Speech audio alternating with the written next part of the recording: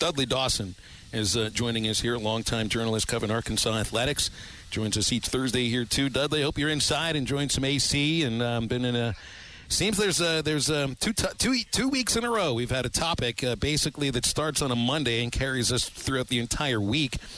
Which one will get more traction?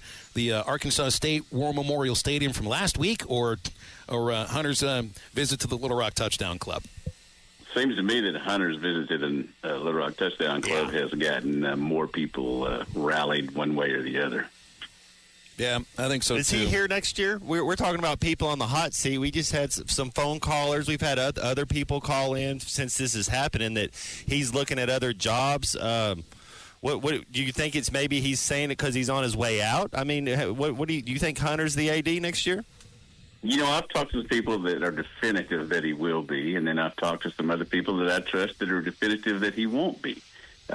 You know, I do think that the statement, you know, I've learned over the course of my 62 years now that not everything that comes to my head is to come out of my mouth. It took me a while to learn that, and I think this is one of those situations that if he was just trying to raise money to get in this third lane and you know, get it to where they can better compete, then, you know, if that works, then congratulations to him. But I know that it is going to be used against them in every recruiting situation by the other schools in the SEC and by schools that they recruit against regionally. You just can't come out and say, we don't have the opportunity to win a championship. That's not fair to the current players. It's not good for the players that they have committed, and it's just one of those things. I know people get tired of me saying, so I think he's a good guy, but I think he's made some mistakes along the way. I think he's done some great stuff along the way. But this is one of those things that just it's going to linger for a while. So to answer your question, I don't know, man. I really don't. Yeah, no, I get you, and I've barely learned that too, Dudley. I try not to say everything. Everything that I think of is not that important. But let's say you had a kid. Let's say you had a son, and because whenever I was getting ready to commit and go to school, you know, I listened to my parents. That was kind of really impactful on to where I was going to go. And so there's two ways to look at it. It's like, hey, well, maybe you can be the one to come and help us win a national title, or hey, they're really not trying to win it. You know, how do you dissect? Which is it? Is it the glass is half full or the glass is half empty? I think that the kids and their parents and their agents and their lawyers, got to include those now these days, are going to say that the glass is half full, and that, you know, like I said, I think it's going to be used against them. I mean, these last 2 weeks and this last one, I don't think had anything to do with what the AD said, but they've lost big-time recruits named Gilmore twice in the last 2 weeks. One was Bryce Gilmore, the offensive lineman from Prosper, Texas, who was their highest recruit of all the ones that they had in the 2026 class. And then I'm sure y'all been following the deal with Javon Gilmore, their quarterback in the 2026 class, who just up and unenrolled, which I didn't know was a thing, up and unenrolled at school yesterday, did not go to practice, and is no longer at the school, and also no longer an Arkansas quarterback. I'm hearing things on both sides. Arkansas said, that's enough. And the kid said, no, that's enough here. So we'll just call it mutual. But, you know, they now have two quarterbacks, or I guess they don't now that this kid is decommitted, or Arkansas is decommitted him one. Their 2026 quarterback commit and their 2027 quarterback commit, Joaquin Cavacales, who's down in the Tampa area, he's no longer at the high school that he was at to start the season. And that's just 3 games ago. It is mind-boggling to me that the transfer portal is not only in college now, but it's spread to high school, and these kids are bouncing all over during the season. Some of them are able to play. Some of their athletic associations hold them to the fire and not let them. How are you ever supposed to trust what you're told then by a kid that's bouncing around from school to school even before he goes to college? So, you know, does it matter all that much? Look, I understand they're talented players. They've been targeted. You see him as the future. But we also know that the current quarterback for Arkansas came out of the transfer portal. You know, I know the KJ's probably going to be the guy next year, so it's not like I worry about that all that much. But, do you worry about these two quarterbacks necessarily all that much right now? Because it doesn't look like they even know where they want to go to high school.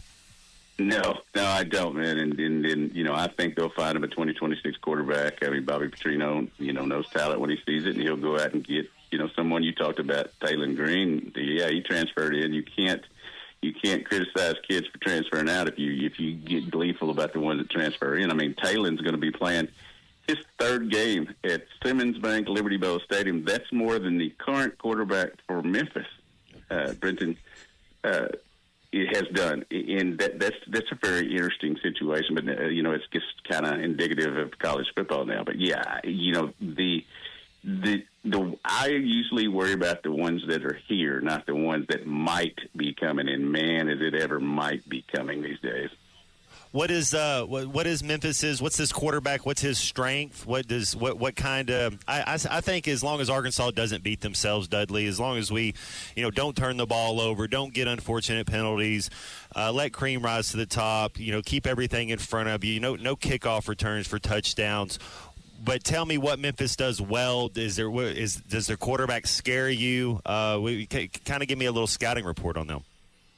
Well, I think that this is going to be a very good rushing team, and that's what they've done so far in their 3 games in which they've outscored teams by 79 points. None of these teams that they've played, including Troy last week, who lost its quarterback on the third play of the game and then was punchless the rest of the game, finished with 112 yards total offense. But I watched that game, and that was more ineptness by Troy than it was, I think, outstanding defense by Memphis. And one of the things about Memphis, Pro Football Focus has 136 major college teams rated in terms of making tackles when they're available. They are 134th in that regard. So one of the things that their head coach, Ryan, his Silverfield has done a great job at is talking to them this week about how, you've got a quarterback coming. You've got Mike Washington. You've got some wide receivers, 2 of them that played in their conference the last couple of years that they're going to have to tackle. So that's one of the things I'm going to be watching. Their quarterback is good. I'm not ready to say he's great yet. He came from Nevada, but he's good. He's more of what it seems like to me in the tape I've watched, more of a game manager that can make the passes when he needs to. But Seth Smith, the running back. Smith, the running back, is a guy that I think is going to be the biggest thorn in Arkansas' side on Saturday. But as you were saying, if you don't have things go wrong, Arkansas should win this game, and SEC team should be able to win this game. The defense, how much better can they be than what we saw against Ole Miss? I think that's a good offense. Sam put it a lot on the coaches on just not getting them lined up properly and quick enough, and that's something I'll be paying attention to this week. People have been throwing people under the bus all week here, and some of them have been backed up on them the second time. But I do think that the defense obviously has to improve. I think they've got good people over there, but the secondary was just lit up last week. And, if they were close, it was interference penalties. There were a lot of guys running free. I've been making a joke all week that my 10-month-old puppy had 7 catches. Tatum had 7 catches for 79 yards and a score in that game that hardly anybody knows. But it's just the execution. I think they've got the people, but the execution was not there, and they can't, I think, as you said in the preseason, they can't have to go out there and score 40 points every game to have to win. You don't always win your first bet. That's why MyBookie has you covered. Use our code HOGS, H-O-G-S, and your first bet up to $500 is fully covered. If your pick doesn't hit, you get it right back with our Bet Back bonus. Go to mybookie.ag and use the code HOGS to claim your Bet Back bonus. MyBookie's where bettors win together, because bragging's good, but cashing in is better. And your first bet is fully covered. Use our code HOG. Must opt in during the bet to use the Bet Back bonus.